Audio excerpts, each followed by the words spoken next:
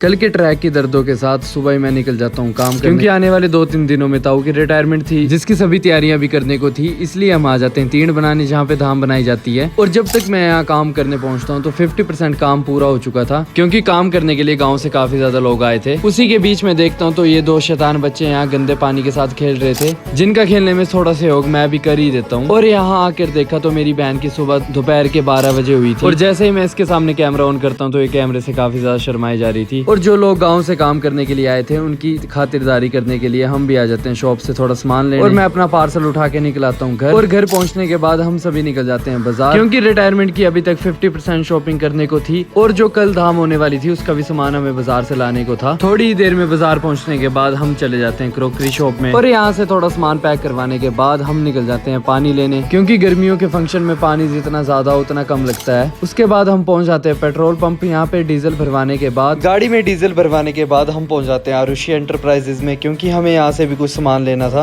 और आज मुझे ये बात भी रियलाइज हो गई थी, आप चाहे जितनी मर्जी शॉपिंग कर दो, पर रियल शॉपिंग तो फंक्शन के एक दिन पहले ही होती है। और पूरा दिन जगह जगह भटकने के बाद जो जो सामान हमने लेना था उसको लेकर हम निकल जाते हैं घर के लिए, क्योंकि घर में भी अभी काफी ज्यादा काम बाकी था। और घर पहुंचते पहुंचते शाम हो जाती है, पर घर आकर देखा तो टेंट हाउस वाले भी आ गए थे, जिन्हें भी अपना काम करते करते रात हो जाती है। और वैसे ही मैं कर देता हूँ अपने व्लॉग को एंड। अब मिलते हैं नेक्स्ट व्लॉग में।